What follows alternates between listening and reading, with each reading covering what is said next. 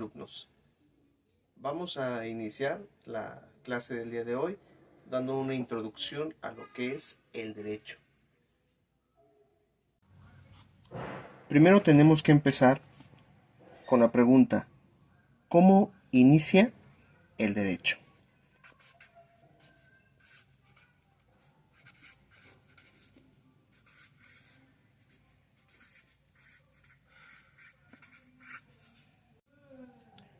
El hombre, en toda la historia, nos vamos a dar cuenta que hubo un desarrollo. Y aquí en el origen del derecho vamos a darnos cuenta que hubo tres: cuerpo, inteligencia y organización social. En las dos primeras sí se puede ver o es tangible el desarrollo, la transformación, el cambio, mas sin en cambio en la organización social no. En la organización social el hombre tuvo que haber visto analogías basándose en los animales. ¿A qué me refiero con una analogía? La analogía sencillamente es una relación de semejanza. El hombre veía cómo el animal se reproducía, cómo se cuidaba, cómo se alimentaba, y por esa razón él también surge con esa gran necesidad de saber realizar a cabo una organización. Hay que distinguir también que el hombre en el tiempo antiguo era una persona nómada, ¿sí? Sabemos que no estaba en un lugar establecido, sino que andaba de un lugar a otro. Sabemos que cuando es sedentario es porque ya encontró un lugar, y aquí podemos y vamos a darnos cuenta la diferencia o el cambio que hubo en la parte de lo que es el derecho. El tema, acuérdense que nos dice que son los albores del derecho. Al hablar del albor, sencillamente estamos hablando de un inicio de algo. Otras definiciones lo dicen que es una blancura, una luminosidad o un amanecer. Y en este caso nos vamos a basar el inicio de algo. ¿De qué estamos hablando? De lo que es el derecho. Algo que hay que resaltar también, que el hombre se guiaba por sus leyes consuetudinarias. ¿Qué es una ley consuetudinaria? Que sencillamente estaba basado de acuerdo a sus costumbres.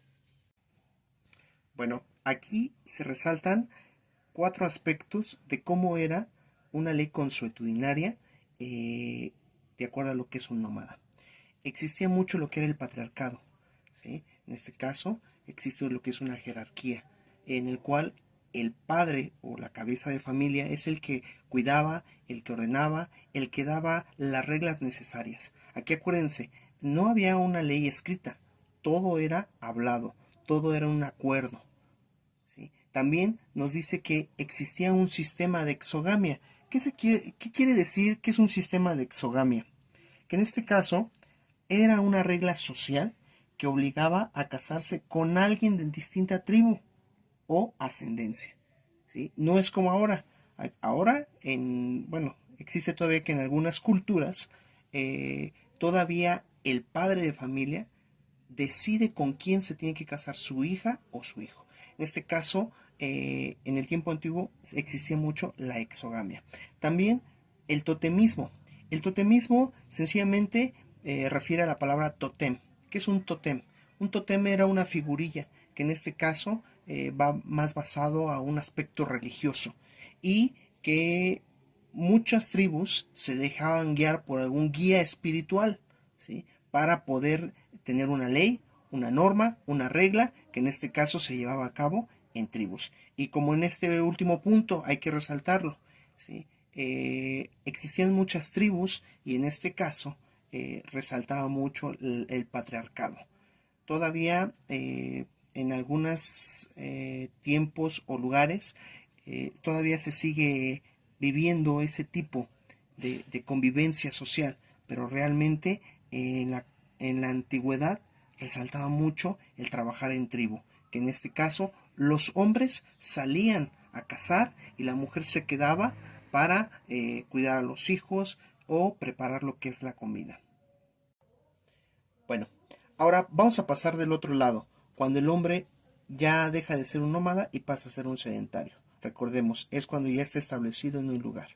Y bueno, algo que ayudó mucho a que el hombre ya se estableciera es el trabajar con la tierra, la agricultura, ¿sí? Con la agricultura se abre mucho lo que son las ideas jurídicas. ¿A qué me refiero? Aquí ya vamos a hablar de propiedad, ya vamos a hablar de comercio y en su momento se empieza a hablar con o tener ideas del capitalismo, ¿sí? Esto ayudó a que las costumbres o que en su momento las leyes, normas o reglas se empezaran a ser escritas. Ya no solamente era un acuerdo hablado, sino que ahora estábamos haciendo un compromiso ya escrito. Ahora, esto es solamente lo que es una introducción, pero veamos o vamos a entender también por qué surge esta ciencia, lo que es el derecho, ¿sí? Y en su momento vamos también a identificar qué es una norma y qué es una regla, ¿sí? En esta parte o en todo lo que es el parcial, vamos a estar analizando algunas culturas de cómo son sus leyes, quiénes las establecían y por qué razón se llevaban a cabo.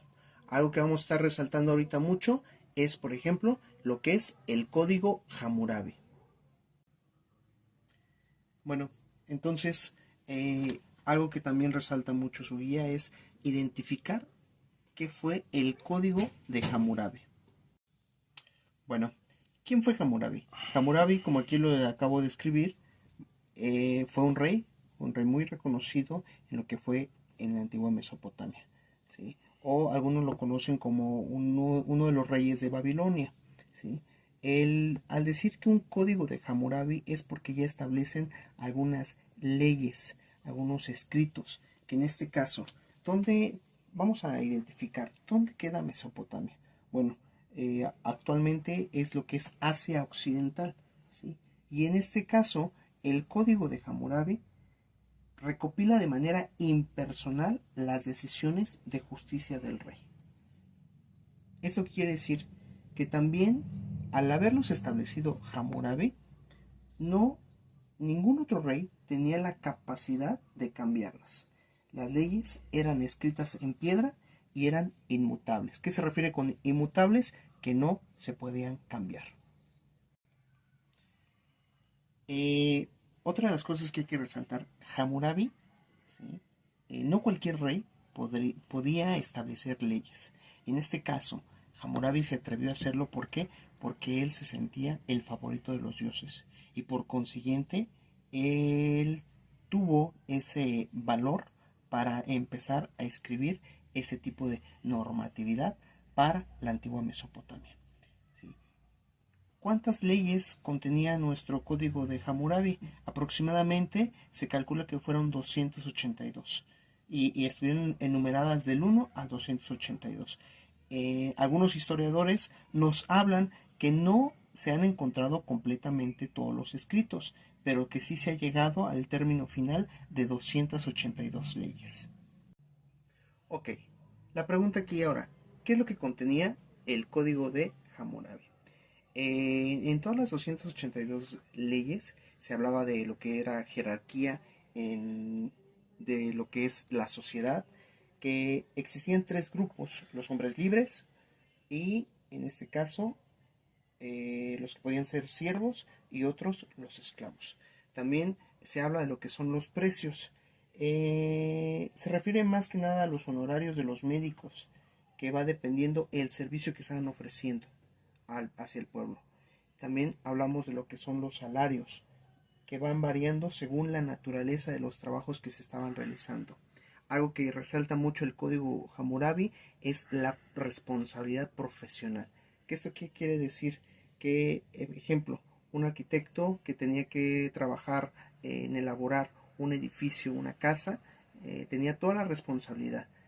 Más adelante vamos a entender una de las leyes que marca mucho lo que es el código, que si se caía la casa porque estaba mal construida, en este caso no solamente la responsabilidad era para el que lo construyó, sino también para toda la familia. Y por último hay que resaltar lo que son las penas, que aparecen escritas en una escala según sea el delito o el crimen cometido. Bueno, pues Hasta aquí van a ser los temas que vamos a tratar este primer día. Acuérdense que vamos a estar trabajando diario con cada uno de estos videos o actividades que vamos a estar subiendo en la plataforma. Pues mañana los espero para la próxima clase de Derecho 1.